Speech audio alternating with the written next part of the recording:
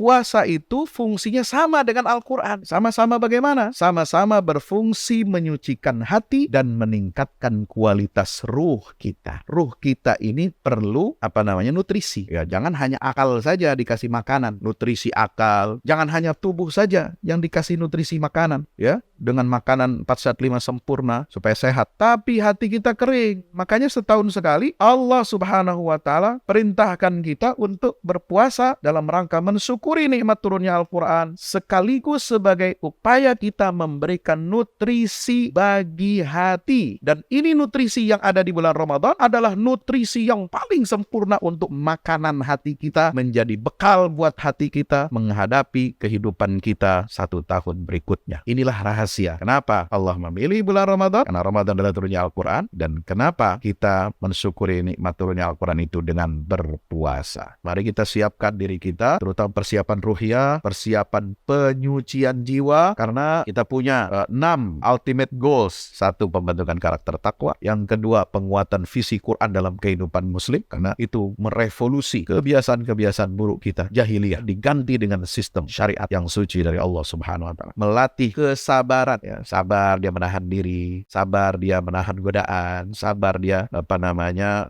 mendapatkan perilaku-perilaku yang tidak baik dari orang lain. Kemudian yang keempat, melatih kedisiplinan kita. Hidup kita disiplin. Bahkan sebelum maghrib saja kita sudah siap-siap di meja untuk menyantap hidangan buka puasa. Bahkan sebelum subuh, yang biasanya tidak bangun subuh, sebelum subuh sudah bangun, sudah sahur, persiapan. Pergi ke masjid. Alhamdulillah, ini nikmat dari Allah Subhanahu wa taala. Yang ini harus kita jaga. Kesempatan ini harus kita manfaatkan dengan sebaik-baiknya. Yang kelima adalah kepedulian sosial. Kita harus tumbuhkan di bulan suci Ramadan. Dan yang terakhir, Allah berikan pahala atau piala yang istimewa khusus bagi orang-orang pilihan di bulan Ramadan. Yaitu apa? Lailatul Qadar. Maknanya memakmurkan usia kita. Bagaimana hidup kita yang singkat ini, umat Rasulullah, tidak seperti umat terdahulu yang hidupnya usianya ratusan tahun. Usia kita yang singkat ini bisa setara sama dengan mereka. Caranya bagaimana? Inilah yang menjadi asbab nuzul surat Al-Qadar. Nabi tersenyum melihat, ya, diperlihatkan oleh malaikat Jibril. Ada nabi zaman dulu dari Bani Israel. Nabi ini kuat, ya, nabi sebutnya Syam'un. Dengan adanya kesempatan Allah memberikan Lailatul Qadar kepada kita yang terus diulang-ulang setiap tahun sekali dengan hadirnya bulan suci Ramadan. Itulah cara kita untuk memakmurkan usia hidup kita. Usia biologis kita ini pendek, tetapi bisa dimakmurkan, dikekalkan usia kita ini dengan apa? Dengan nilai ubudiyah kepada Allah. Melalui apa? Ibadah di malam Al-Qadar, malam kemuliaan.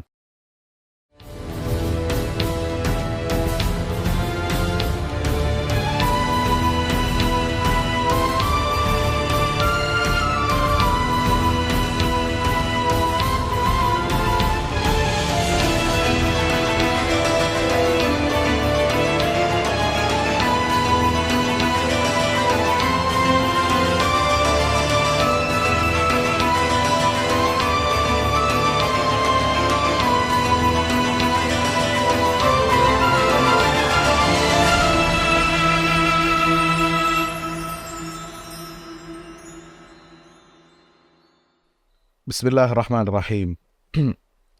Alhamdulillahi Rabbil Alamin.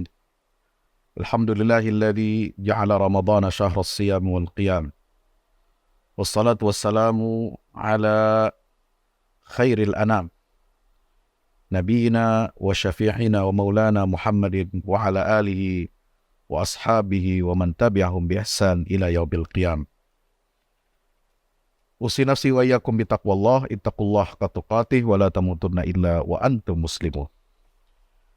Ma'asyiral muslimin, para alim, para guru, tuan guru, para kiai, para asatidzah yang insyaallah semuanya dimuliakan oleh Allah Subhanahu wa taala.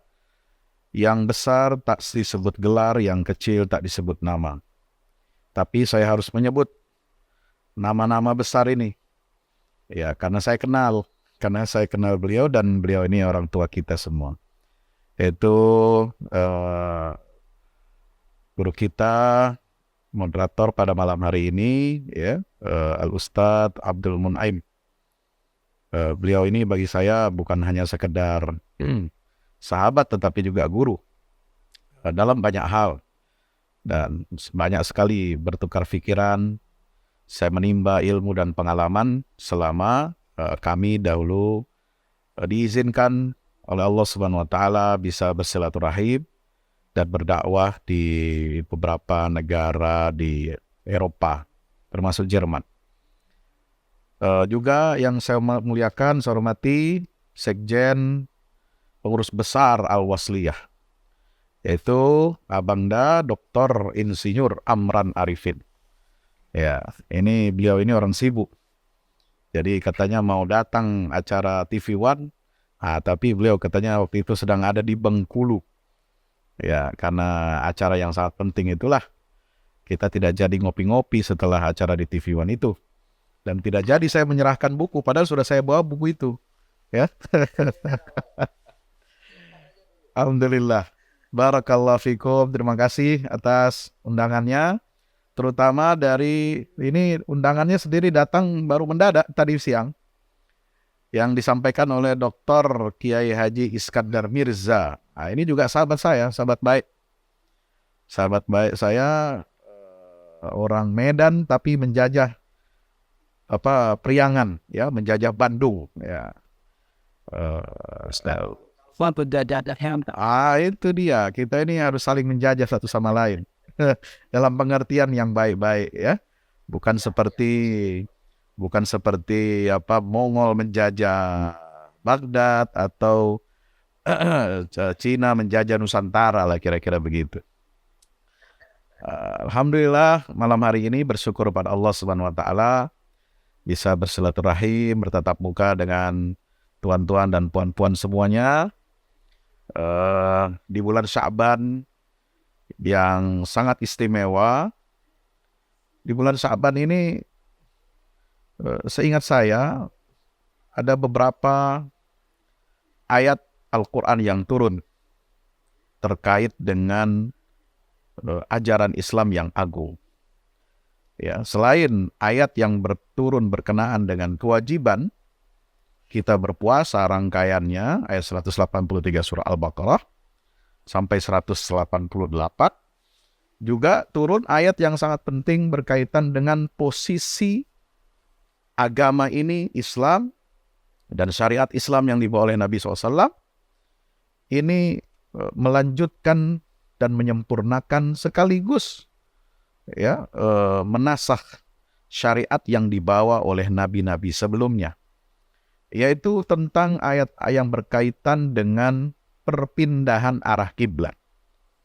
Ya, di awal juz kedua surah Al-Baqarah, sebelum ayat tentang puasa ini, itu ayatnya turun di bulan Sya'ban tentang pemindahan arah kiblat dari Masjidil Aqsa ke Masjidil Haram.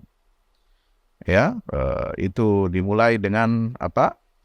Qad nara taqalluba wajhika fis sama falan walliyannaka qiblatan tardaha fawalli wajhaka syatral Masjidil Haram wa haitsu ma kuntum fawallu wujuhakum syatrah. Ya.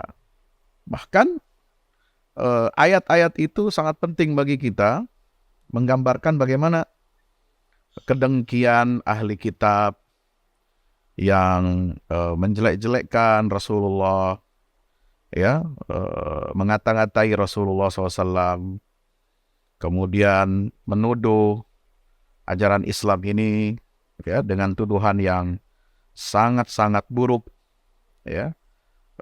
Katanya Muhammad ini dahulu mengharapkan kami untuk beriman kepada dia, tapi kemudian Muhammad ini putus asa. Tadinya berkiblat sholat setelah Isra Mi'raj. Nah, Isra Mi'raj ini bulan Rajab kemarin, kiblat sholatnya orang Islam ini semuanya ke Masjidil Aqsa untuk menarik simpati kita orang Yahudi, ya, dan Nasrani. Ternyata setelah hijrah 16 bulan di Madinah, ternyata Muhammad mengubah arah kiblatnya dari Masjidil Aqsa ke Masjidil Haram. Ya, itulah tuduhan-tuduhan yang tidak berdasar. Padahal persoalan arah kiblat ini semuanya adalah murni kehendak dari Allah Subhanahu wa taala. Nabi Muhammad hanya mengharapkan kepada Allah agar kiblat ini dikembalikan kepada asalnya yang semula, yaitu yang telah dipancangkan tiangnya, kiblatnya oleh Nabiullah Ibrahim alaihi salam, sebagaimana di akhir juz yang pertama, di akhir juz 1 surah Al-Baqarah, wa idh yarfa'u Ibrahimul qawa'ida minal bait wa Ismail Rabbana taqabbal minna innaka antas samiul alim. Rangkaian ayat yang luar biasa. Dan di rangkaian ayat itu menunjukkan apa?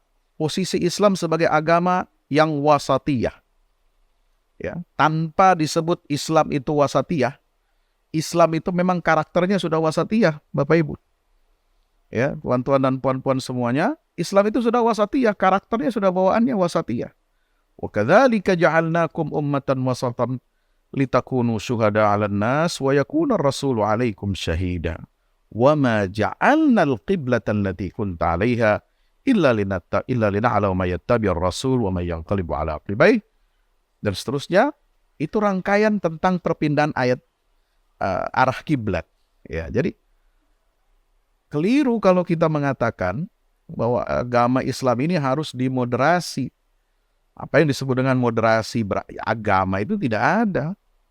Ya, yang dimoderasi itu adalah sikap dan perilaku keagamaan kita, ya, yang kadang-kadang cenderung ke arah yang ekstrim. Ya, atau kebablasan, atau bahkan mengurang-ngurangi agama. Seperti halnya kaum liberal, ya, kaum kiri yang ingin menarik agama ini, ya, supaya tidak menjadi panduan dalam kehidupan berbangsa bernegara. Atau yang berlebih-lebihan, terlalu ekstrim. Ya, sehingga menganggap seluruh umat manusia yang tidak beragama Islam ini adalah musuh yang harus dibasmi. Nah, tidak demikian. Karena Al-Quran mengajarkan kita ini menjadi ummatan wasata. Jadi wasatiyah itu adalah sifat umatnya, bukan sifat bagi Islamnya. Islam itu sudah include, sudah inherent di dalam dirinya, itu adalah sifat wasatiyah. Umatnya yang memang harus ya mengikuti garis wasatiyah ini. Bapak Ibu yang dirahmati Allah Ta'ala.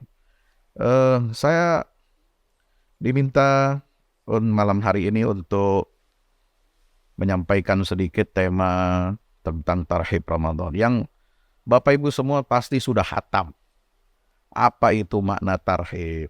Apa itu Ramadan? Apa itu syarat dan rukunnya puasa? Ya, bagaimana caranya kita menyambut bulan Ramadan? Saya kira sudah hatam semua. Jadi saya ini hanya menemani diskusi saja. Ya, bagaimana metode nanti menentukan awal Ramadan, tolong jangan ditanya lagi ya. Ini dalam diskusi kadang-kadang yang sudah tahu sama tahu, kadang-kadang ditanyakan lagi ya untuk memancing keributan barangkali ya. Soal ru'yatul hilal, soal hisab lah, macam-macam. Itu saya kira sudah khatam ya. Kita sebagai umat Rasulullah SAW, apalagi umat Islam di Indonesia ini yang majemuk, yang beragam ya, ormas Islam ini jangan kita karena perbedaan-perbedaan yang seperti itu dalam penentuan awal Ramadan dan hari raya, lalu kemudian membuat saf kita menjadi renggang, membuat hati kita lalu kemudian yukhalif ba'duhu ba'dah, ya, hati kita menjadi renggang, kemudian ukhuwah kita menjadi rusak. Jangan seperti itu. Saya kira malam hari ini saya ingin fokus bagaimana tadi disebut oleh guru kita Ustadz Abdul Munaib ya, bahwa keahlian, maksud saya bidang studi saya tidak mengatakan saya ini ahli atau saya ini pakar, bukan. Kebetulan bidang studi saya ya, yang saya mendalami itu adalah ilmu tafsir Al-Quran. Nah, saya akan melihat Ramadan dari perspektif ilmu tafsir. Baik, izinkan saya untuk mengupas ayat-ayat tentang Ramadan ini. Ya, tentang puasa ini yang ada di ayat 183 sampai 188 surah Al-Baqarah. Jadi dimohon ini kepada semua khatib, semua dai, terutama dari Al-Wasliyah, ya. Kalau malam pertama Ramadan jadi imam, itu yang dibaca atau yang diceramahkan di kultum, jangan cuma satu ayat. Ya, ayatnya apa? Kutiba lagi. Ya, sedikit Ustaz. Kalau supaya jangan mengulang-ulang, ada nggak di Al-Quran tinjauan hubungan fisik dengan puasa ini? Karena alhamdulillah sistem pengobatan di dunia ini sekarang menggunakan metode puasa. Nah mungkin ini kaitan antara fisik dengan puasa. Yang kedua ekonomi. Ya. Karena dampak ekonomi dengan berpuasa ini. Ya, jadi jangan mengulang ayat-ayat itu, hanya kutiba saja lagi. Ya, nah jadi yang harus disampaikan kepada umat ini adalah ada sekurang lebih 6 ayat. 8183, 184, 185, 186, 187 ya, dan 188. Ini juga yang sangat penting ya. Jadi itu yang harus kita sampaikan. Nah, berkaitan dengan Ramadan dari segi ruhiyah ya. Pertama, pertanyaannya, kenapa Allah memilih Ramadan ini sebagai bulan kita diwajibkan berpuasa? Ya, kenapa sih? Apa rahasianya? Ini harus dijawab. Ya, karena sebagian kita ya masih belum mengerti atau belum memahami kenapa harus bulan Ramadan. Kenapa puasa bukan bulan Rabiul Awal? Kenapa puasa bukan Muharram sebulan penuh? Kenapa puasa tidak mengikuti perputaran matahari? Ya, kita mau ambil yang enaknya saja, mungkin bulan Desember atau Januari, Februari, musim hujan, musim dingin kalau di Eropa atau di Timur Tengah. Jadi cuacanya mendukung, cepat untuk kita berbuka puasa. Tidak.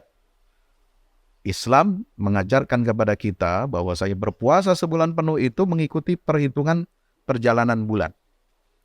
Dan perjalanan bulan ini sangat dinamis. Ya. Karena perhitungan bulan dalam Islam itu 29 atau 30 hari. Dan selama kita berpuasa ini, kita sampai sekarang mungkin ada yang sudah 50 kali Ramadan sejak di akil balik, ya, seperti Ustadz Abdul Munim, ya, Pak Amran ini mungkin sudah lebih dari 50 kali puasa Ramadannya itu. Ya, itu sudah mengalami semua musim. Apalagi kalau tinggal di Eropa, tinggal di Timur Tengah, sudah mengalami semua musim. Mau musim dingin, musim panas, musim semi, musim gugur. Di Indonesia juga sama, musim kemarau, musim hujan saja, ada 2 musim saja. Semuanya berputar. Ada yang mengalami puasa dulu bulan Desember, terus mundur sampai sekarang. Kita berpuasa nanti insya Allah tanggal 23 Maret. Tahun-tahun depan berikutnya akan kembali lagi sampai ke Desember lagi. Subhanallah. Saya dulu di Mesir, puasa Ramadan itu alhamdulillah ya, selama 9 tahun itu puasanya musim dingin terus. Dari awal pertama datang. Ya, puasa kami pertama datang bulan Desember. Kemudian terus sampai saya lulus S2 itu, ya, itu sampai bulan kurang lebih bulan Maret itu masih musim dingin. Alhamdulillah. Ya. Nah, jadi kita ini dididik oleh Allah Subhanahu wa Ta'ala seperti pendidikan semi militer. Apa itu pendidikan semi militer? Harus sami'na wa ta'na. Ustadz Munim ini kan anggota veteran, ya. Tentara, ya. Nah, bagi tentara itu tidak ada yang namanya tidak boleh kita mengatakan kalau diperintah itu tidak siap, ya. Semua yang namanya militer atau paramiliter semua kalau diperintah harus siap. Maka kita berpuasa di bulan apapun, di musim apapun, mau panas, mau dingin, mau sejuk, mau kurang sejuk, kita harus siap. Ya, dalam keadaan situasi dan cuaca apapun itu. Itulah kehebatan Islam. Mengajarkan kepada kita, mendidik dan melatih fisik kita, emosi kita untuk tetap taat kepada Allah di tengah cuaca dan kondisi yang ekstrim seperti apapun. Nah, kenapa Allah memilih Ramadan? Nah, inilah cara Allah Subhanahu wa Ta'ala. Kalau kita baca tafsir Al-Manar, Said Muhammad Rashid Ridho, Saya tidak tahu kalau di Al-Wasliyah ini dipelajari tidak tafsir Al-Manar itu ya. Itu di jilid 2 halaman 130.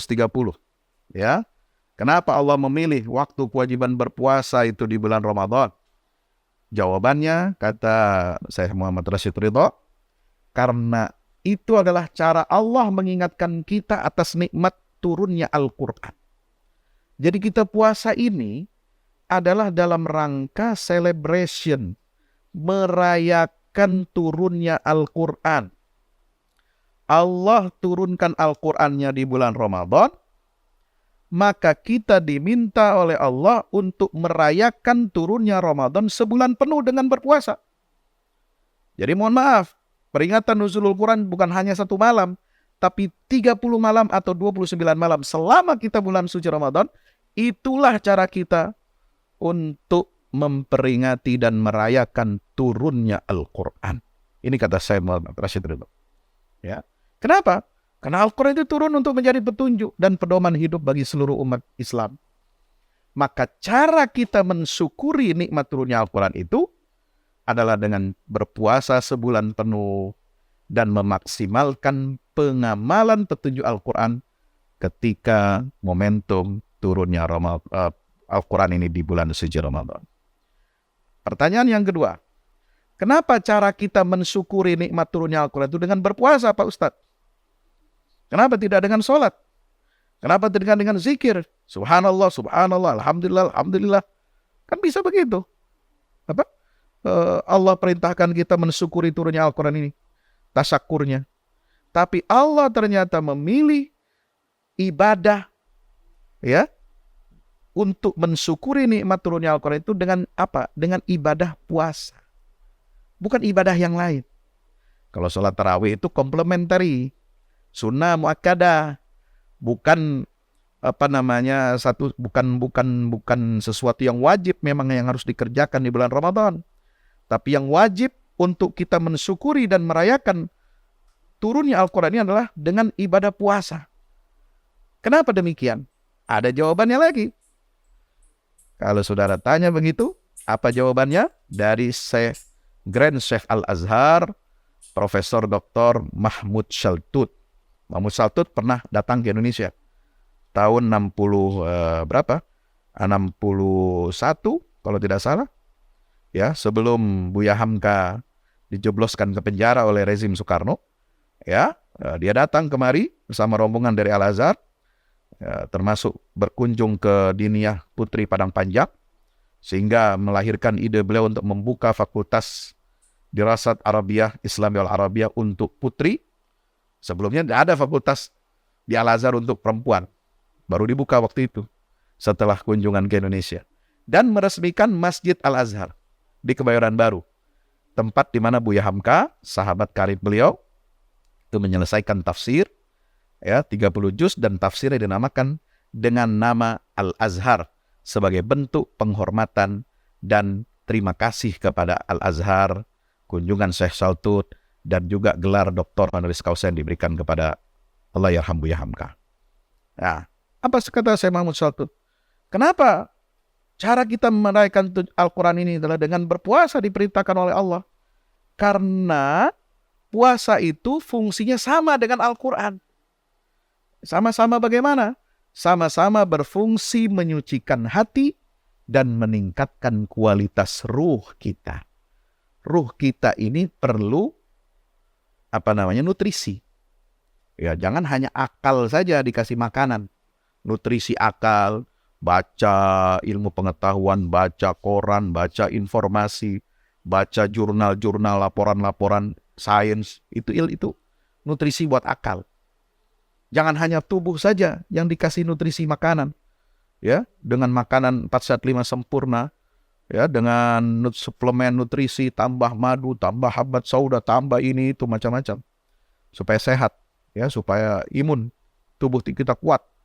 Tapi hati kita kering. Makanya setahun sekali Allah Subhanahu wa taala perintahkan kita untuk berpuasa dalam rangka mensyukuri nikmat turunnya Al-Quran, sekaligus sebagai upaya kita memberikan nutrisi bagi hati. Dan ini nutrisi yang ada di bulan Ramadan adalah nutrisi yang paling sempurna untuk makanan hati kita, menjadi bekal buat hati kita menghadapi kehidupan kita 1 tahun berikutnya.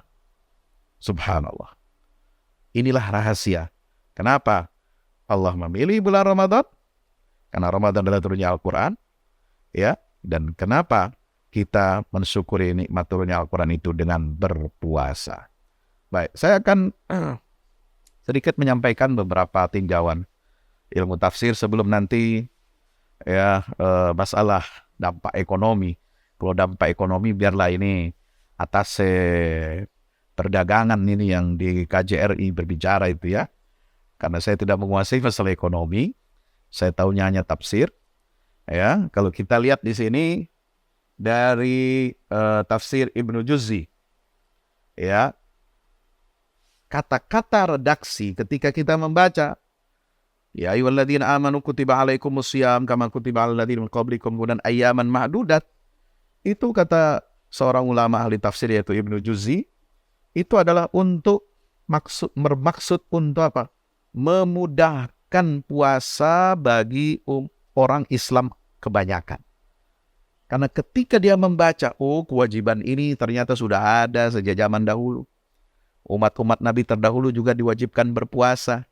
Berarti kita juga wajib kena kewajiban itu. Sehingga apa? Kita merasa tidak sendirian. Ya, kewajiban puasa ini meskipun berbeda-beda cara berpuasanya menurut umat-umat Nabi terdahulu, tapi kita memiliki kesamaan. Bahwasanya ini akan membuat kita umat Islam ini pada umumnya apa? Menjadi ringan dalam mengerjakan ibadah puasa. Kemudian disebutkan ayyaman ma'dudat, puasa itu enggak setahun penuh. Dia hanya hari-hari tertentu saja. Bilangannya sudah jelas 29 atau 30 hari. Kalau dibagi dengan apa? Dengan jumlah hari dalam 1 tahun, itu kira-kira cuma hanya 8% dari jumlah hari dalam 1 tahun. Masa kita puasa hanya 30 atau 9 hari, ya, setahun sekali kita tidak mampu. Nah, inilah ya kenapa alasan Allah memberitakan ayat tersebut dengan begitu indahnya untuk memudahkan dan meringankan puasa bagi umat Islam kebanyakan. Nah, yang kedua, jamaah yang dirahmati Allah Subhanahu wa taala. Kenapa juga Allah mengatakan kama kutiba? Ya, ini mohon maaf nih, saya mengulang ini bukan tujuannya nanti supaya nanti diulang-ulang terus ayat kutiba, tapi penjelasannya. Ya, kadang-kadang kita hanya mengulang ayatnya, tapi penjelasannya kurang mendalam. Ya. Sehingga jamaah akan bosan, akan mendengarkan itu lagi. Ayatnya itu lagi, hadisnya itu lagi, penjelasannya itu lagi. Nah, yang kedua menurut Imam As-Sa'di, Abdurrahman As-Sa'di, penulis kitab Taisir Karimil Mannan, dia mengatakan bahwasanya kenapa ya disebutkan itu sebagaimana diwajibkan kepada umat-umat terdahulu, supaya dengan ayat ini Allah ingin ya kita ini tergerak, kita ini bangkit aktif, tansyitun lihadhil ummah, ya bi annahu yanbaghi lakum an tunafisu ghairakum fi takmilil a'mal. Kita nggak boleh kalah dengan umat terdahulu. Kita harus fastabiqul khairat. Kita harus berlomba-lomba, bahkan menyaingi amal-amal ya yang dilakukan oleh umat-umat terdahulu. Ya. Kemudian al-musara ila salihil khisal. Ya. Dan bersegera untuk kita mengerjakan perkara-perkara yang baik. Sebagaimana kalau perkara yang baik itu dilakukan dari satu generasi ke generasi, dari satu umat ke umat, tentu ini akan menjadi sarana bagi kita untuk berfastabiqul khairat. Yang ketiga, apa rahasia di situ disebutkan la'allakum tattaqun, supaya kalian bertakwa. Takwa itu artinya apa?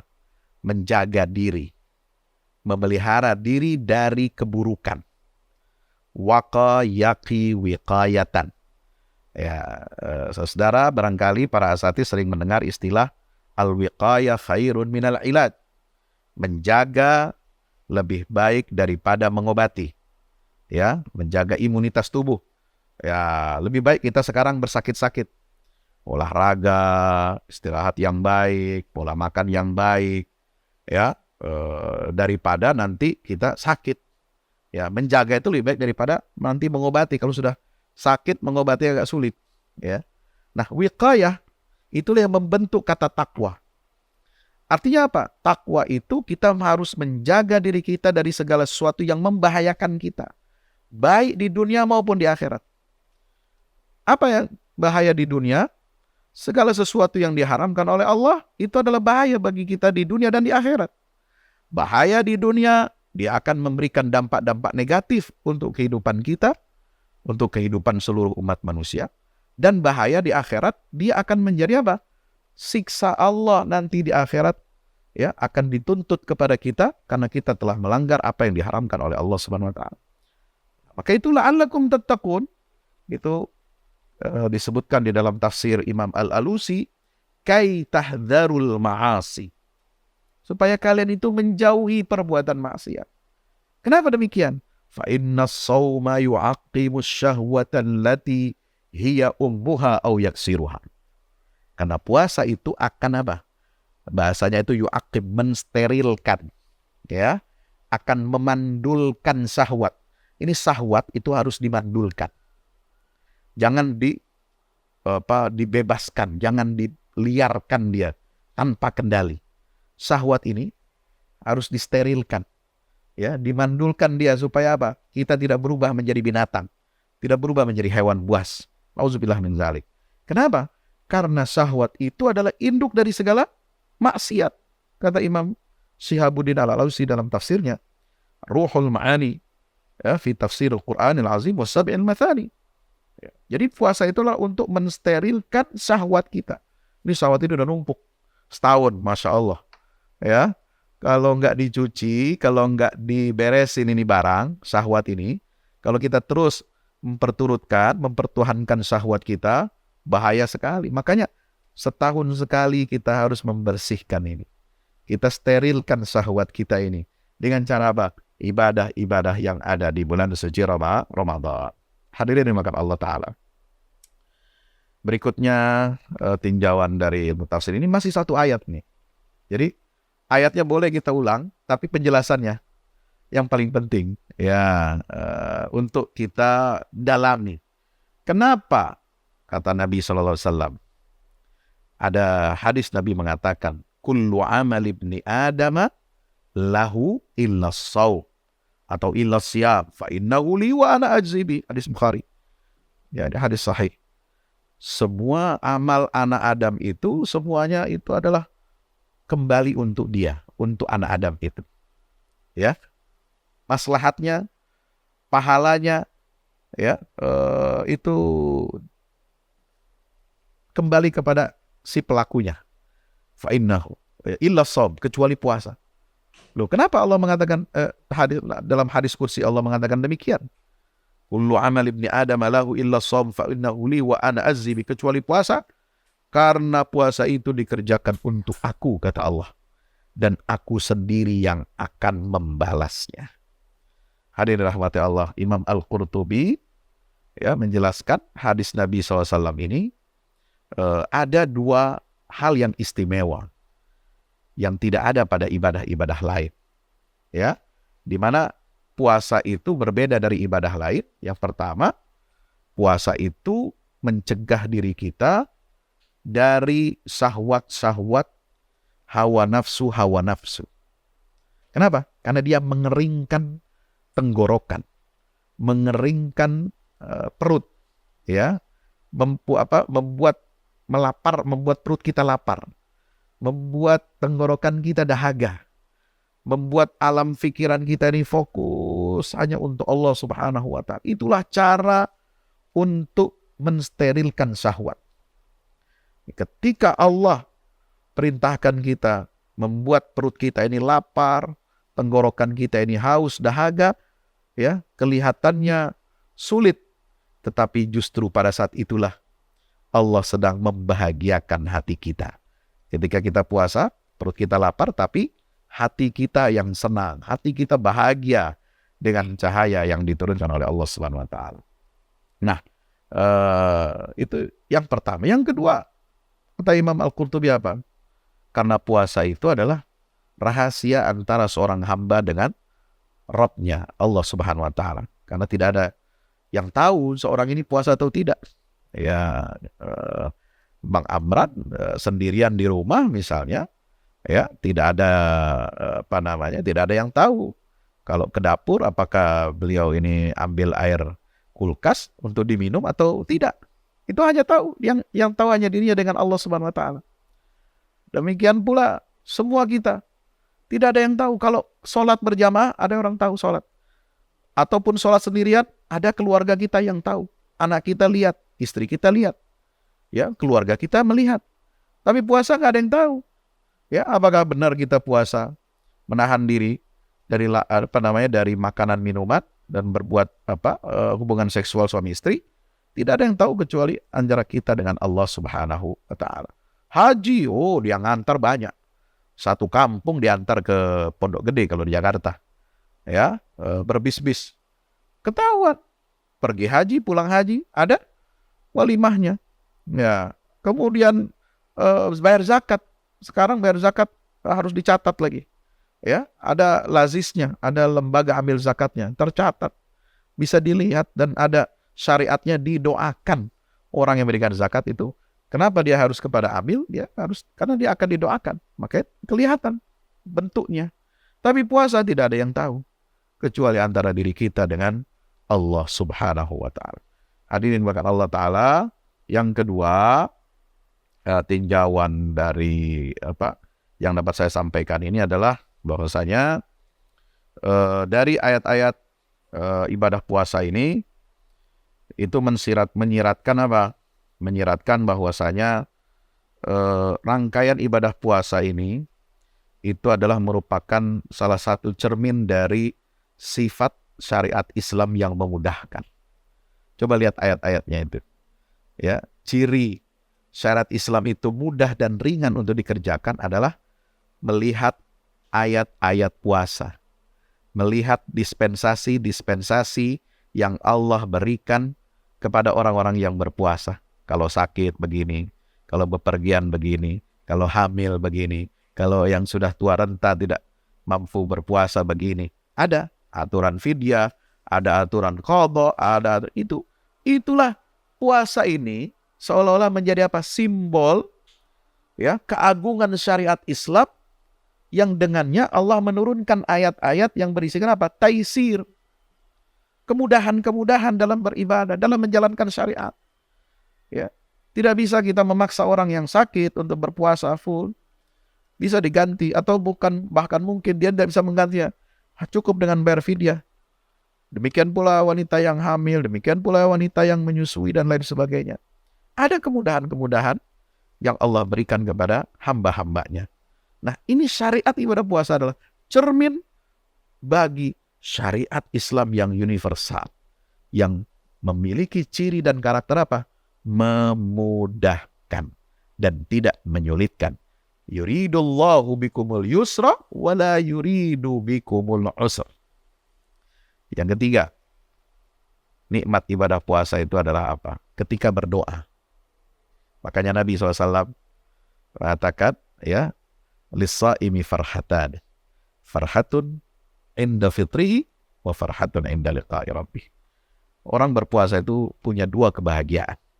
Pertama, bahagia ketika dia berbuka puasa, dia berdoa kepada Allah. Ya. Tallatil uruq wa thabatal ajru insyaallah. Ya, atau mau baca Allah malakasum tuh ya terserah, bebas. Dibaca ya, model redaksinya itu mungkin berbeda-beda. Ya. Itu atau cukup dengan bismillahirrahmanirrahim. Sudah cukup, ya. Mau baca doa. Kemudian berjumpa dengan Allah Subhanahu wa taala. Kenapa? Karena di ayat puasa ini, ayat 186-nya itu berbicara tentang doa. Wa idza sa'alaka 'ibadi 'anni fa inni qarib ujibu da'watad da'i idza da'an falyastajibu li wal yu'minu bil 'alam yashun. Makanya ini menunjukkan ayat ini bahwasanya bulan Ramadan adalah bulan yang sangat besar anjurannya untuk kita berdoa. Pada saat kita berpuasa itulah doa kita itu dikabulkan oleh Allah Subhanahu wa taala. Karena itu khusus dalam konteks ayat ibadah puasa disebutkan ayat tentang keutamaan berdoa. Ya. Doa ketika orang yang berbuka puasa itu tidak akan ditolak oleh Allah Subhanahu da'watus shaib la turad.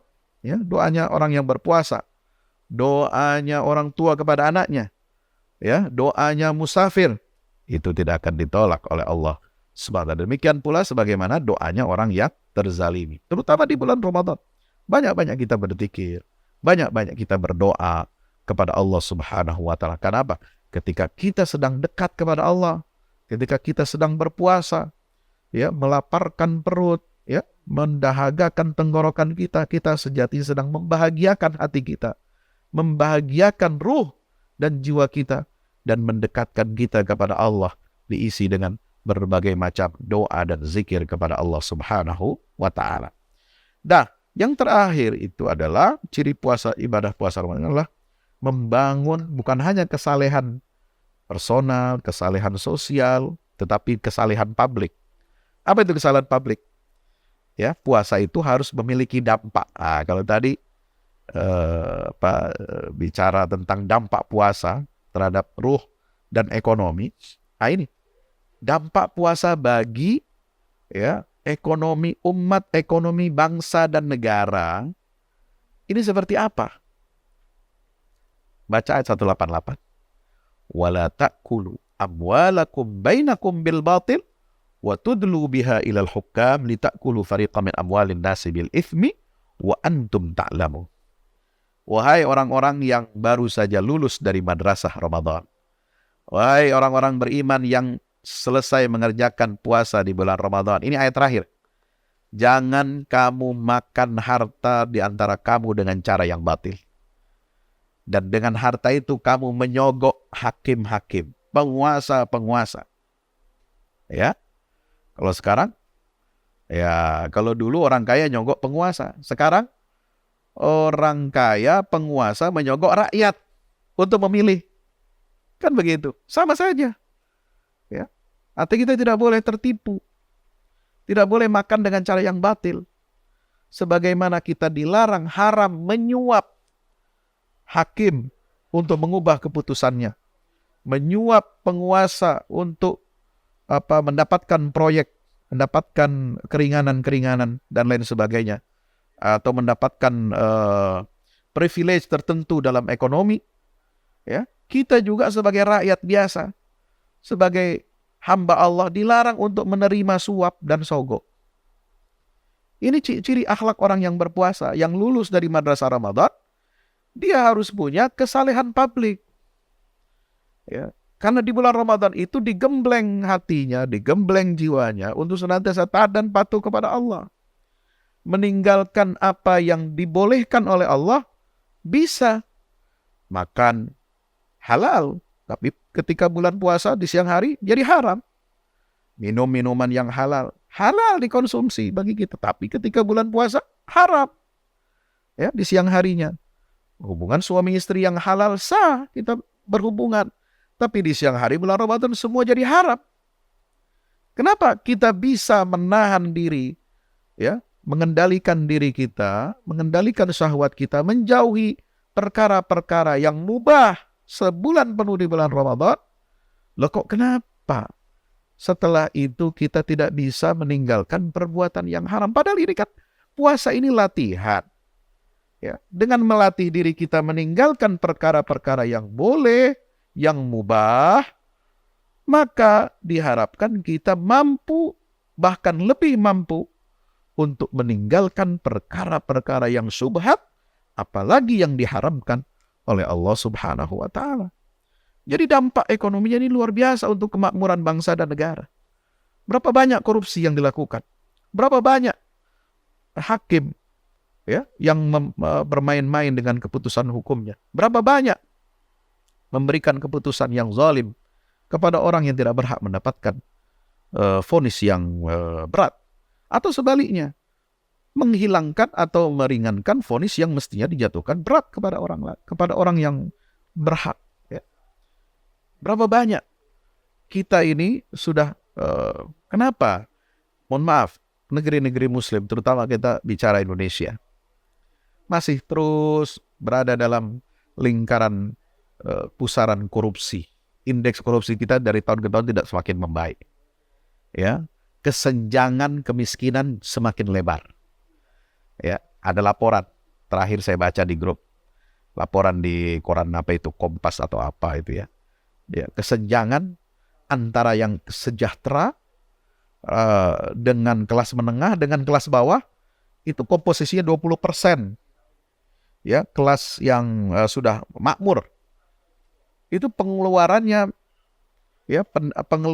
itu ya untuk foya-foya macam-macam itu menghabiskan kurang lebih 46% dari total PDB negara ini. Ya, itu 20% rakyat. Tapi pengeluarannya berlipat-lipat. Sementara yang kelas menengah 40%. Itu pengeluarannya hanya 20 sekian persen. Yang menengah ke bawah lagi, ya, sampai yang kemiskinan ekstrim, itu jumlah 40%. Ya, di Indonesia ini, itu pengeluarannya itu sepertiganya, setengahnya dari yang kelas menengah. Luar biasa kesenjangan kita. Ya, Bapak Ibu yang dirahmati Allah Subhanahu wa Ta'ala. Kenapa ini? Bisa nggak kita bisa mengakhiri ya kesenjangan ini, ketidakadilan sosial, ketidakadilan ekonomi ini? Bisa. Dari mana solusinya? Kembali kepada inti ajaran Islam, kembali kepada maqasid syariah dari ibadah-ibadah puasa seperti ini. Ya, wala ta'kulu amwalakum bainakum bil batil wa tudlu biha ilal hukam li ta'kulu fariqan min amwalina. Tujuannya apa? Supaya kamu memakan sebagian dari harta orang itu dengan cara yang tidak dibenarkan, yaitu dengan cara dosa, bil itsm wa antum ta'lamun.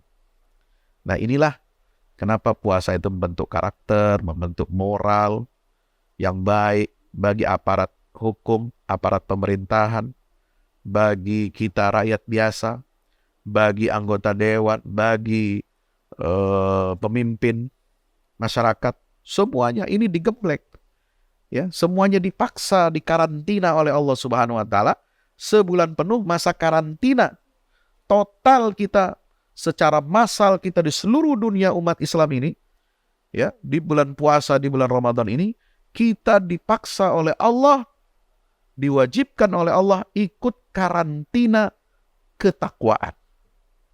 Ya, berapa banyak kita yang sebelumnya nggak kenal masjid, jadi paling datang pertama di saf awal di masjid itu sejak habis maghrib, udah bawa setelah habis buka puasa, ya, ibu-ibunya sudah bawa mukena, bawa sajadah, yang laki-laki, yang anak-anak semua meramaikan masjid. Padahal azan Isya belum.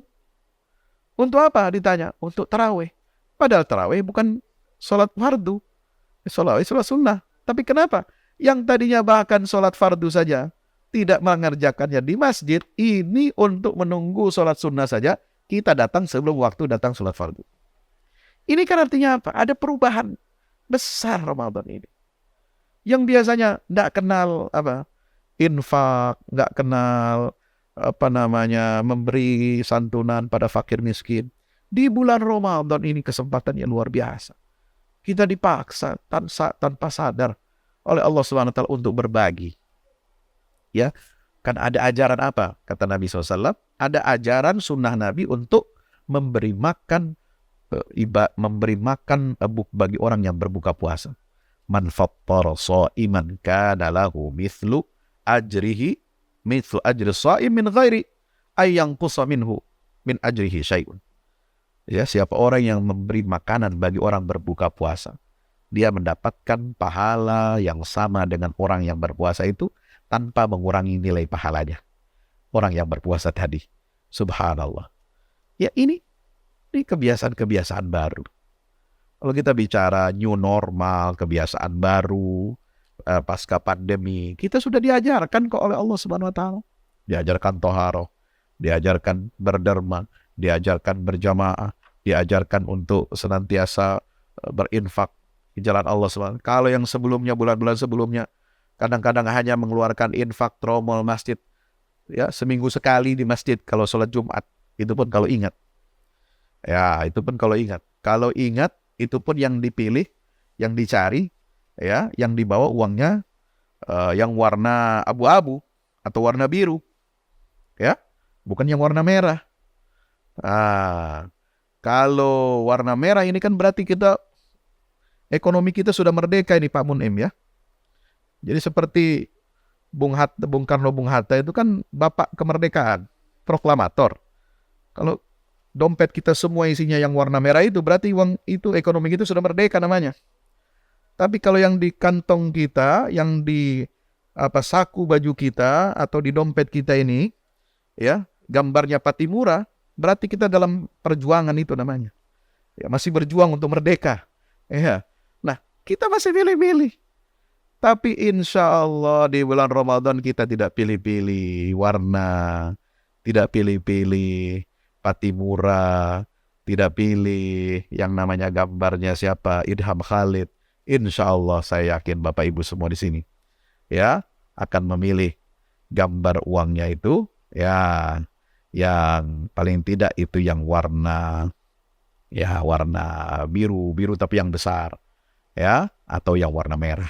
Insya Allah. Inilah ada perubahan dalam kebiasaan hidup kita, kebiasaan ibadah kita, kemudian juga kita harus mengendalikan hawa nafsu kita. Ini sangat luar biasa. Madrasah bulan Ramadan adalah madrasah bagi kita untuk memperbaiki diri kita, termasuk meningkatkan ekonomi umat, kesejahteraan umat, semua merata.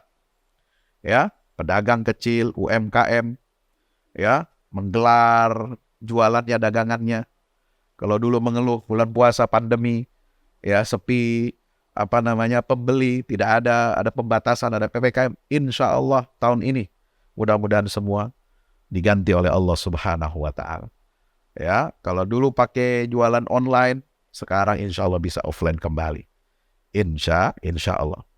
Ya, itu semua ada menetes triple down effect, ya, menetes. Jadi orang-orang kaya konsumsinya, mungkin kita mengkritik, kenapa sih ada pemborosan konsumsi di bulan Ramadan?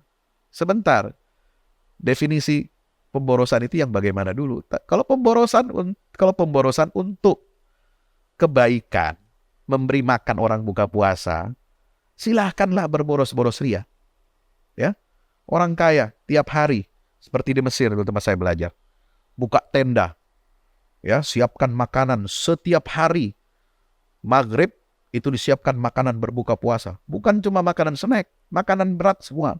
Makan nasi, makan daging, ada pudingnya, ada kalau kita itu yogurtnya. Ya, bisa ditanya itu teman-teman dari Al-Wasliyah yang pernah belajar di Mesir. Ada dulu teman saya di Dewan Fatwa, ya, di Ustadz Ofid, ya. Kemudian ada lagi senior saya, abang kita, Bang Gio Habdani. Kemudian ada lagi Ustadz Abdul Samad. Itu semua tahu. Jadi orang kaya dia beli dia boros membeli bahan-bahan konsumsi, ya, bahan baku yang dia bisa bikin untuk dibagikan kepada orang yang membutuhkan buka puasa. Itu bukan boros namanya. Itu bagus, akan menghidupkan sektor ekonomi real. Di bulan puasa semua bergerak. Ekonomi kita bergerak. Ya, konsumsi bergerak. Ya, cuma jangan nanti dimanfaatkan karena demand-nya tinggi, ya, nanti harga minyak goreng dibuat tinggi, harga daging sapi dibuat mahal, harga daging ayam dibuat mahal. Nah, itu tidak benar. Nah, itu tugas pemerintah untuk mengontrol harga. Ya. Karena ini akan berdampak bagus buat menggerakkan perekonomian umat, ya, kesejahteraan umat. Ya, yang fakir miskin bisa merasakan itu. Dan bulan Ramadan ini bulan yang biasanya umat Islam itu banyak berzakat. Alhamdulillah.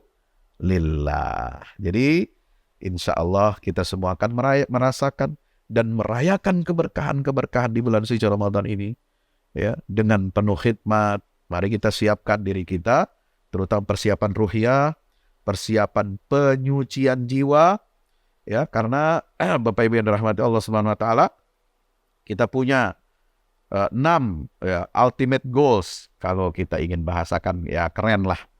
Ya, ultimate goals dari ibadah Ramadan ini apa sih? Satu, pembentukan karakter takwa. Yang kedua, penguatan visi Quran dalam kehidupan muslim. Ya, karena syahrul Ramadan alladzi unzila fil Quran itu merevolusi. Quran ini merevolusi kebiasaan-kebiasaan buruk kita, jahiliyah. Ya, diganti dengan sistem syariat yang suci dari Allah Subhanahu wa taala. Melatih kesabaran.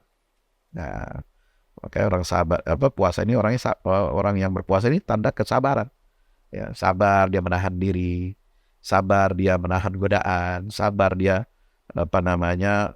mendapatkan perilaku-perilaku yang tidak baik dari orang lain.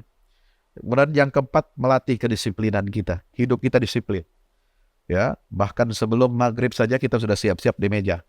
Ya, untuk menyantap hidangan buka puasa. Dengar azan maghrib semua serentak kita berbuka puasa, alhamdulillah.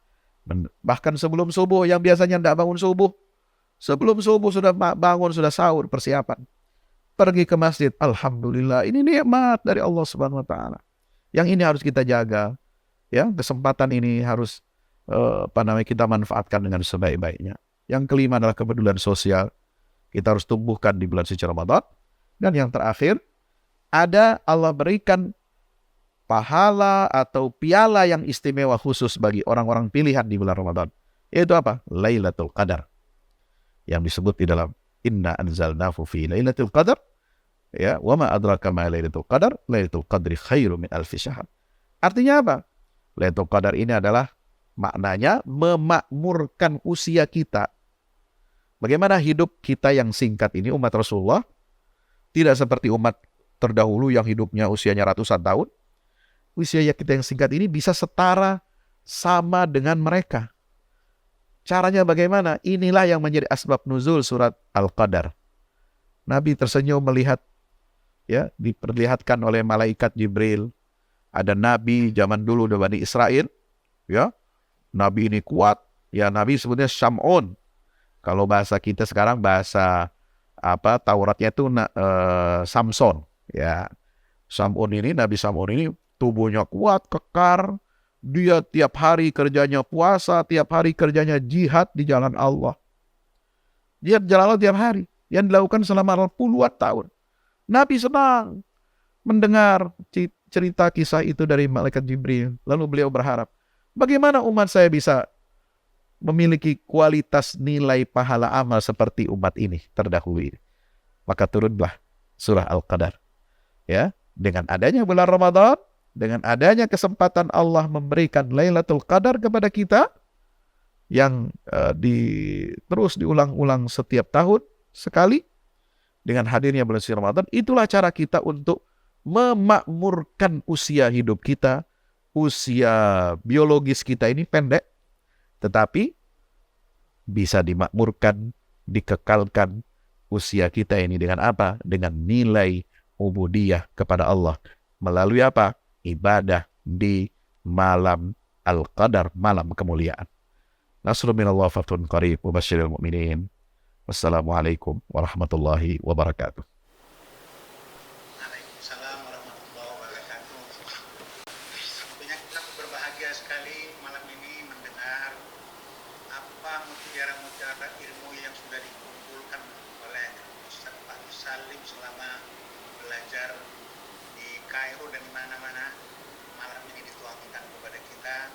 Tentu kita bahagia, apalagi program Ya Salam ini adalah program forum ilmiah. Saya yakin pemirsa masih bertahan mendengar, dan lebih seru lagi kita buktikan nanti apakah ada yang bertanya atau tidak ada. Ciri-ciri orang ilmuwan biasanya berebut bertanya, nanti waktulah yang membatasi. Kalau nggak ada yang bertanya, saya yang akan bertanya. Hadirin sekalian, banyak penjelasan dari Ustaz Pak Haji Salim. Tentu beliau berbicara dengan disiplin ilmunya, ilmu tafsir, tidak bergerak dari situ. Tapi buah dari tafsir itu kita lihat bagaimana beliau menguraikan dampak dari puasa ini bukan sekedar menahan lapar dan haus saja, tapi lifurujihim hafizun, memelihara nafsu, termasuk juga nafsu makan, kemudian mental, jujur, sabar dan sebagainya, kemudian ibadah sosialnya juga terkait dengan ekonomi dan saling memberi. Saya Ustaz selama di luar negeri bolak-balik ke Indonesia itu 35 tahun, yang jadi kenangan saya Ramadan itu safari iftar. Dari masjid ke masjid itu memang makanannya enak, dan kadang-kadang diundang ke rumah, itu kenangan yang luar biasa. Betul. Ramadan menunggu kegiatan safari iftarnya termasuk. Betul. Nah, di Indonesia juga sudah marah juga. Selain safari iftar, kalau di luar negeri itu Pak, selain safari iftar, kalau di luar negeri itu safari lebaran. Jadi kita makan di rumah, home stop itu berganti-ganti. Ya, kalau saya selain lebaran, iftarnya itu buka puasa itu sambil bergaul dengan orang Maroko, orang Masya Allah. orang India, orang mana-mana itu ya, termasuk orang Amerika, orang Jerman. Kita Subhanallah. datangi buka puasa bersama itu ribuan kadang-kadang. Sahih. Kalau di India malah saya diminta jadi imam, jadi muazzin. Nanti yang hadir buka puasa itu ada 3.000-an lebih, luar biasa itu acara itu yang kadang-kadang di Indonesia kita tidak jumpai. Baiklah pemirsa, begitu hebatnya tadi Ustadz kita, guru kita ini menguraikan dampak puasa untuk terhadap fisik, mental dan spiritual, termasuk juga walaupun beliau tadi mengakunya tidak ahli ekonomi, tapi bercerita juga terhadap dampak ekonomi. Katanya Ustadz Fahmi, banyak orang yang non-Islam justru kepingin Ramadan itu jangan berhenti. Karena apa? Karena setiap Ramadan omsetnya bertambah terus. Omset bertambah.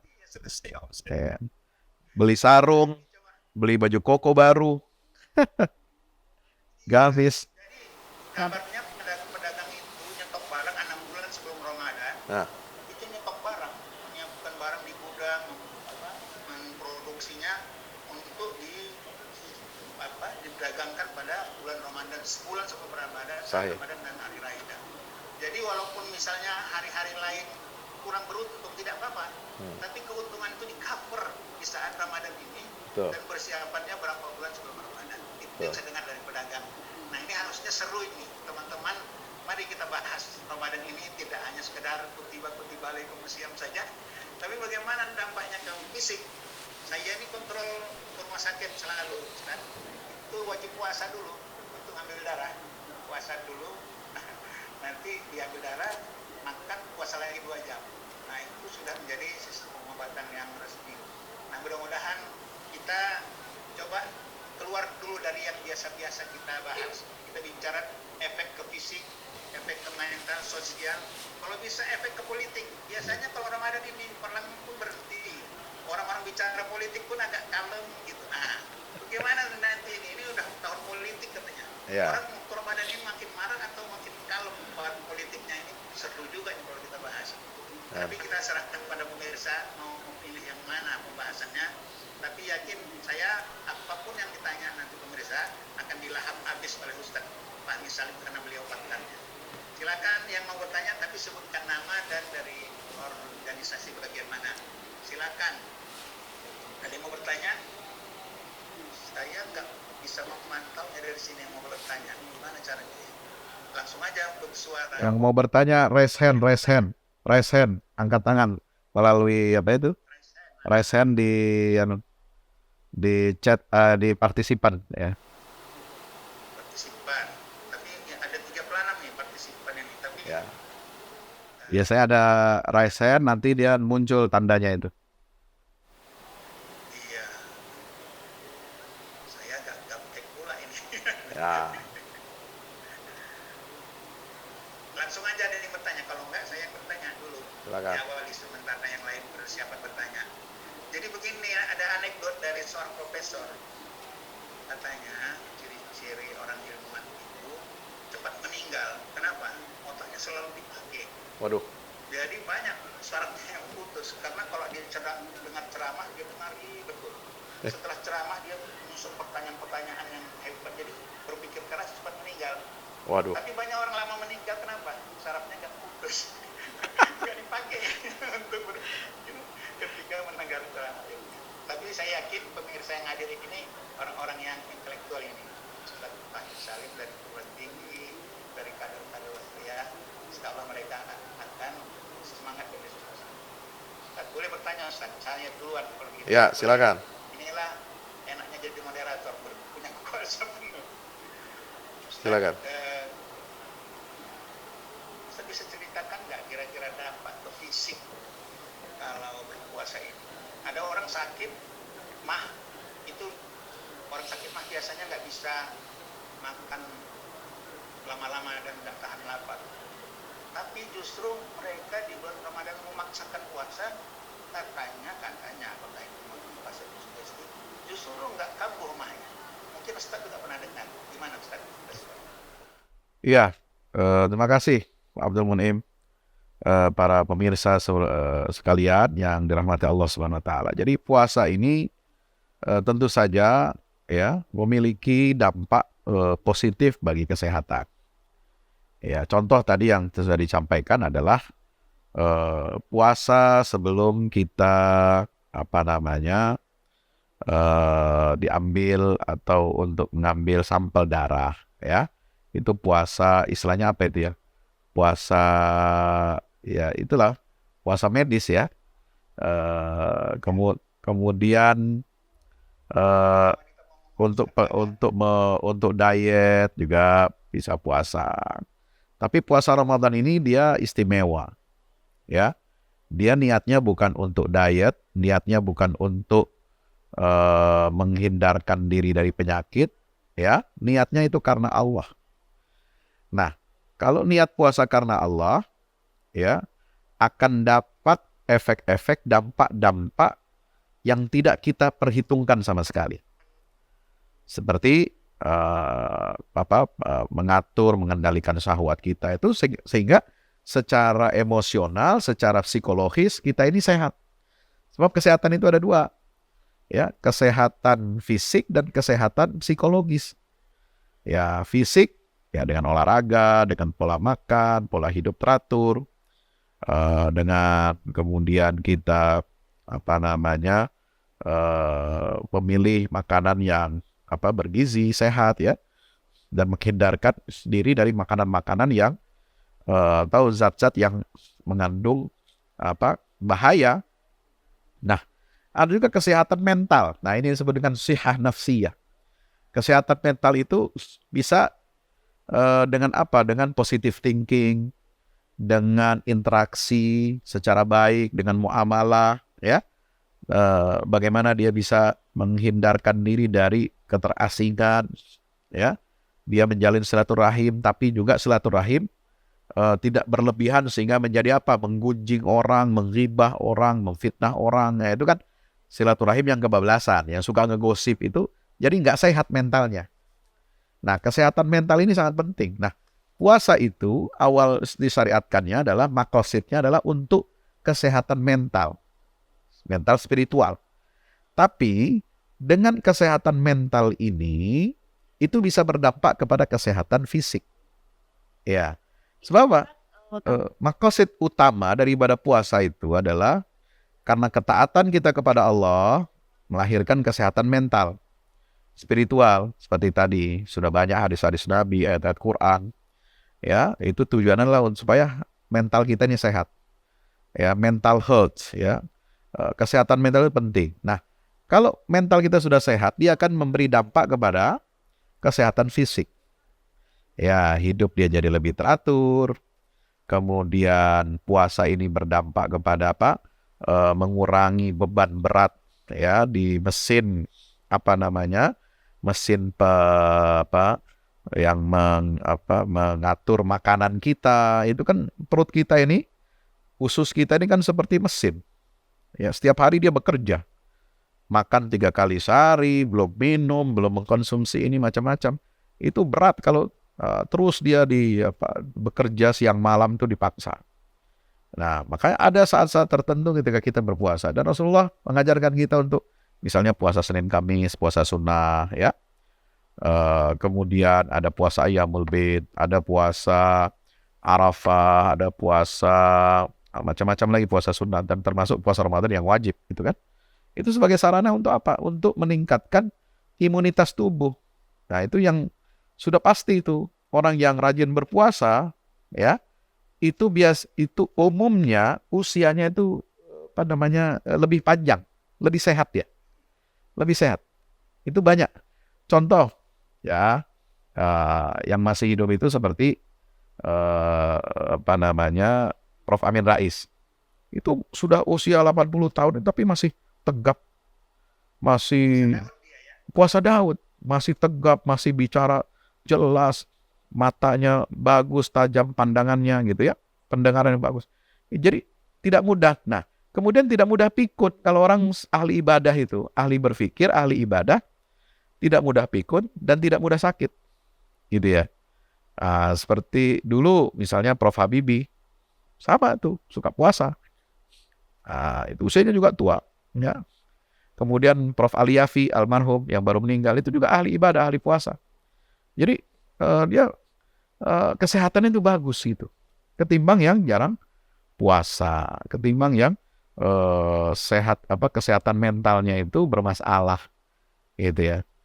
Nah, sebab itu saya kira ini bisa dikorelasikan dengan dampaknya secara medis ya. Kalau secara detail tentu saya bukan ahlinya bukan bidang, tapi hanya bisa menyampaikan beberapa contoh-contoh ya, bahwa orang yang gemar berpuasa itu akan menyehatkan tubuhnya. Allah alam bisa. Baik, terima kasih. Jelas, memang sudah penjelasannya bagaimana dampak langsung terhadap fisik dan mental anjur berpuasa, dan perbandingannya dengan orang tidak berpuasa itu memang jelas, dan itu diakui oleh ahli-ahli kesehatan dunia. Sekarang kita minta kesediaan Pak Agus Yunanto yang saudara SN untuk bertanya, singkat tapi sesaat. Silakan. Ya, terima kasih Pak Monaim ya. Assalamualaikum warahmatullahi wabarakatuh. Ustaz Fahmi Salim ini sahabat saya. Ustaz, begini, fenomena Ramadan itu dari tahun ke tahun ya seperti itu, nggak ada yang salah ya. Cuma saya hanya ingin mengajak kita bagaimana setiap bulan setelah Ramadan itu, pasca Ramadan itu akan menjadi Ramadan terus sampai ketemu Ramadan di tahun berikutnya. Apa itu? Misalnya kehadiran di masjid, sholat berjamaah di Ramadan itu selalu penuh. Di lepas Ramadan, ya lepas pula semuanya itu kembali ke seperti biasanya. Walaupun tadi saya katakan tidak ada yang salah. Malah tadi Ustaz Fahmi bilang, alhamdulillah ketika Ramadan orang nggak pernah ke masjid, jadi ke masjid gitu ya. Itu malah bagus. Tetapi saya hanya menyayangkan saja tidak terjadi setelah Ramadan selesai kembali seperti semula, masjid akan sepi kembali dan seterusnya. Kira-kira apa ya Ustaz Fahmi dan juga Bapak Ibu sekalian kiat-kiat atau apa yang mau kita lakukan ya terhadap fenomena ini gitu. Barangkali itu Ustaz Fahmi dan moderator Ustaz Monaim, terima kasih. Assalamualaikum warahmatullahi wabarakatuh. Waalaikumsalam warahmatullahi wabarakatuh. Ya, saya kira dan kita semua bisa melihat ya realitas seperti itu. Jadi masjid ramai, ibadah, Masya Allah, gerakan infak luar biasa, kajian-kajian ilmu tiap hari, pagi ya habis subuh ada kuliah subuh, ya kemudian ada kuliah menjelang berbuka puasa, kemudian ada kultum tarawih. Kalau hari Sabtu minggunya ada tambah lagi ada kajian duha. Nanti 10 hari terakhir ada kajian etikaf. Masya Allah. Kalau di perkantoran juga sama. Masjid-masjid perkantoran juga hidup. Ya, bapak-bapak yang di kantor, BUMN, swasta atau pemerintah itu tidak ada jam makan siang. Ya, mereka sholat berjamaah di masjid, ramai penuh jamaah itu. Ya, sambil mendengarkan kajian-kajian di masjid perkantoran. Luar biasa. Nah, memang untuk memberikan kesadaran, saya bisa memahami begini. Ramadan adalah musim taat, musimnya ketaatan. Ya, musimnya ketaatan. Festival, kalau kita bahasakan. Festival ketaatan itu jelas sekali, nyata. Nah, kadang-kadang ya, yang namanya orang atau hamba Allah yang awam ini, dia akan tergerak, ya seringkali baru dia akan tergerak, rajin beribadah, ya memakmurkan masjid, rajin baca Quran, yang sebelumnya nggak pernah pegang mushaf. Kalau Ramadan itu pegang juga mushaf itu, walaupun selembar dua lembar gitu ya, satu hari gitu ya. Itu sudah luar biasa, ya. Atau setengah halaman, dan itu sudah luar biasa. Itu memang harus apa? Harus ada triggernya, harus ada pemicunya. Apa pemicunya? Yaitu ayat-ayat hadis-hadis Nabi yang berisikan tentang keutamaan Ramadan. Ya. Dan memang yang dipanggil oleh Allah itu adalah ya ayyuhalladzina amanu, semua yang orang beriman merasa dia beriman, tentu akan levelnya berbeda-beda, Pak Agus. Ada yang levelnya muttaqin, betul-betul muttaqin, khusyuk dalam ibadah, istiqomah, ya, berkelanjutan, ada yang begitu. Ada yang memang levelnya mukminin ini standar, ya, berjamaah, tapi kadang-kadang dia tidak mau mendengarkan kajian ilmu. Ada yang begitu, berjamaah, tetapi kemudian dia tidak mau aktif dalam kegiatan dakwah, begitu ya. Nah, ada yang levelnya juga di bawah itu, ya. Meskipun dia tetap sholat 5 waktu, tetapi tidak berjamaah di masjid. Ada yang membaca Quran hanya sekedarnya atau hanya selintas-selintas saja. Nah, jadi memang bulan Ramadan ini istimewa itu karena apa? Karena dia adalah musim taat, festival ketaatan yang semua orang merasa terpanggil. Nah, ini yang ya auranya, nuansanya memang berbeda. Sehingga saya katakan tadi, kita ini di bulan Ramadan dipaksa atau paksa secara sadar atau tidak itu mengikuti karantina. Ya, orang kalau di karantina kan jadi disiplin semua, Pak. Ada waktunya. Bahkan di ayat berapa itu? 187. Wa kulu washrabu hatta yatabayyana lakumul khaytul abyadu minal khaytil aswadi minal fajr thumma atimmus siyama ilal lail. Batasan puasa. Jadi indah sekali. Suasana Ramadan memang indah, tidak tergantikan gitu. Kapan kita harus makan di malam hari? Kapan batasnya kita tidak boleh makan ketika yatabayyana lakumul khaytul abyadu minal khaytil aswadi minal fajr, pada waktu fajar. Kemudian sampai disempurnakan pada waktu malam. Kapan kita beriktikaf dan lain sebagainya. Subhanallah. Jadi saya bisa maklumi itu, ya. Dan kita tetap berhusnuzon.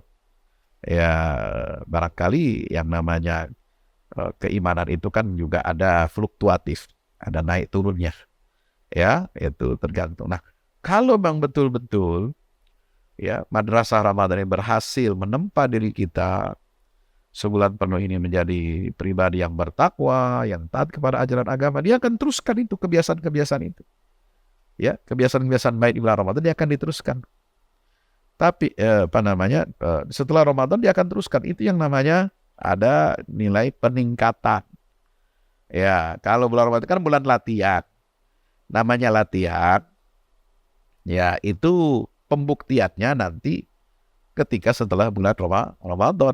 Ya, seperti itu. Jadi kita harus terus memacu diri kita, mendorong diri kita dan jamaah kita, keluarga kita untuk bisa beribadah secara konsisten, istiqomah.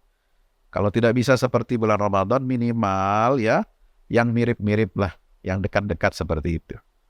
Wallahu a'lam bishawab. Ya, terima kasih Ustaz Pak Salim. Terima kasih Pak Muhammad. Ya, terima kasih. Waktu kita udah jam 10 kurang 10 ini ya.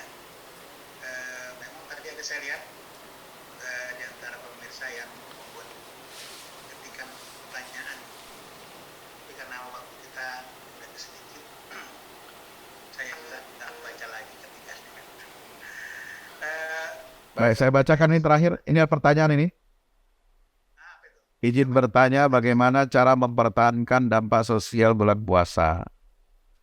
Ya, jadi kesalehan sosial di bulan puasa ini harus kita pertahankan. Ya, kesalehan sosial itu kan berbagi, berderma, sebagaimana kebiasaannya Rasulullah SAW di bulan Ramadan itu lebih kuat, ya, lebih sering, lebih banyak beliau berderma dibandingkan bulan selain Ramadan, gitu.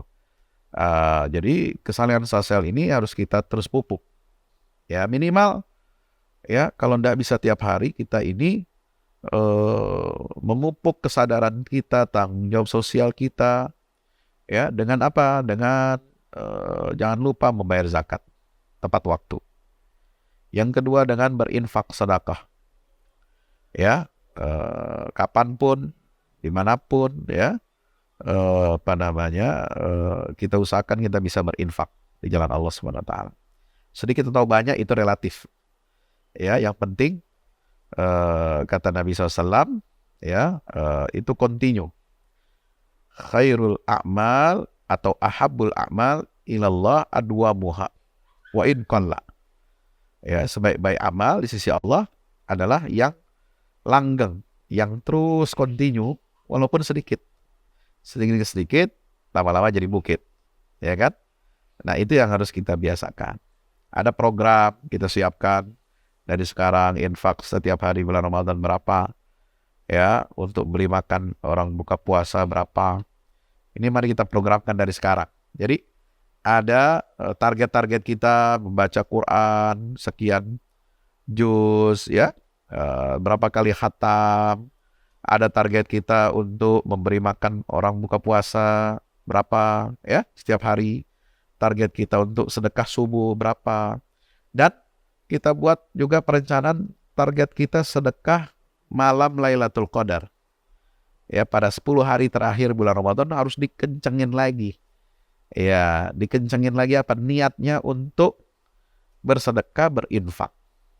Ini yang harus kita kita biasakan. Nah, dari situ nanti insya Allah, ya, akan ada kesadaran. Setelah bulan Ramadan, kalau ada terjadi bencana alam, musibah, gempa, dan sebagainya, dia akan tergerak untuk membantu. Ya, dia akan mendorong teman-temannya, keluarganya untuk ikut membantu saudaranya yang tertimpa musibah atau bencana. Nah, itu yang harus kita biasakan. Kalau tidak dimulai dari bulan Ramadan, kapan lagi kita mulai? Ya, untuk membiasakan itu. Ya, meskipun tidak mungkin intensitasnya, kemudian kuantitasnya tidak sebanyak bulan Ramadan, tapi paling tidak ya kita terusin lah, ya, yang sedikit-sedikit itu adalah kita ini kan, ya, sebab kita ini tentu saja tidak bisa sempurna dalam beribadah. Kita tahu kelemahan-kelemahan diri kita masing-masing, tapi paling tidak kita punya tekad, punya niat untuk, ya, kita meneruskan kebiasaan-kebiasaan baik itu setelah bulan Ramadan berakhir, insya Allah. Terima kasih Ustaz Fahri Salim yang sudah menguraikan banyak lebar dan kita merasa mendapatkan ilmu dan pencerahan yang baik. Mungkin sebelum ditutup saya sedikit ingin share bersama juga. Kalau saya perhatikan, ibadah Ramadan itu bagi orang yang beribadah dengan baik itu muslim yang baik udah diamalkan juga sebelum Ramadan. Misalnya tahajud itu setiap hari jam 3 malam udah bangun. Sholat tahajudnya bukan sekadar 2 rakaat, tapi udah 11 rakaat sama witir.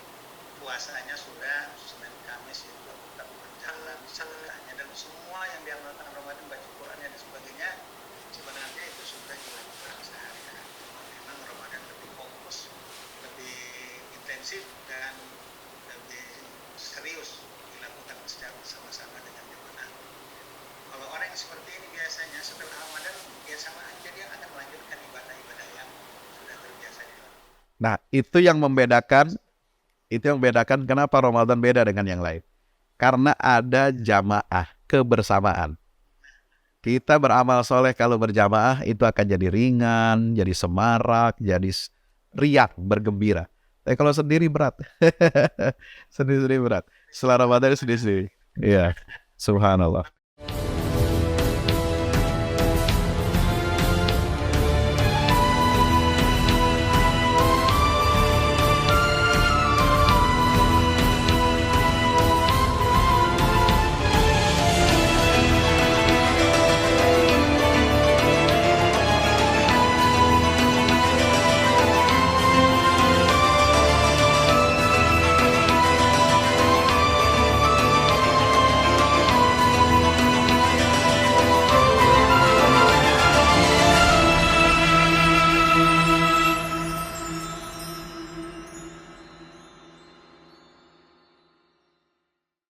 Assalamualaikum warahmatullahi wabarakatuh. Alhamdulillah kita udah selesai pengecoran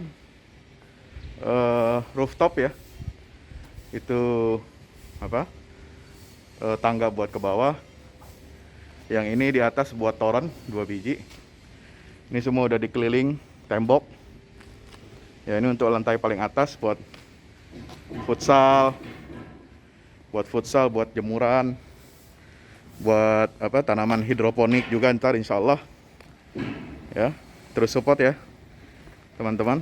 Alhamdulillah terus selesai pengecorannya semuanya ya. Ini progres kita terbaru, dan jadi buat olahraga, buat utilities ya, multiguna. Nah, kita turun sini semua. Ini lantai 3. Ini untuk asrama ya, untuk kamar-kamar, dan nah di situ musola. Nanti di situ musola ya. Ini kamar-kamar dan musola buat santri-santri tahfiz kita insya Allah.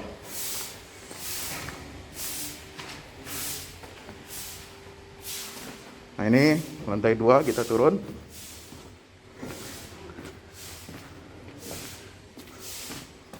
Ini untuk kelas-kelas ya. Kelas-kelas tahfidz, kelas-kelas tadabbur. Insya Allah mau udah jadi. Alhamdulillah dengan dukungan antum semua. Nah, tinggal ke bawah di sini buat aula. Aula semua di sini ya. Mohon doanya terus, mudah-mudahan berkah, mudah-mudahan cepat jadi finishing. Kira-kira finishingnya ini butuh 1,5 M lagi ya, mudah-mudahan. Al-Fatihah. Al-Fahmu Institute mempersembahkan serangkaian buku karya Ustadz Fahmi Salim LCMA, buku pesan-pesan tauhid untuk negeri di masa pandemi, buku mutiara ilmu-ilmu Al-Quran. Ada diskon 20% untuk buku tafsir sesat 58 esai kritis wacana Islam di Indonesia dan buku kritik terhadap studi Al-Quran kaum liberal.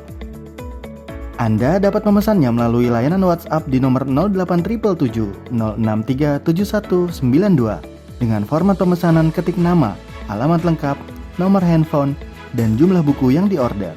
Ongkos kirim di luar harga buku dan menyesuaikan wilayah dengan paket standar. Lampirkan juga bukti transfer Anda ke rekening BNI Syariah di 0631 748573. Tunggu apa lagi? Pesan sekarang.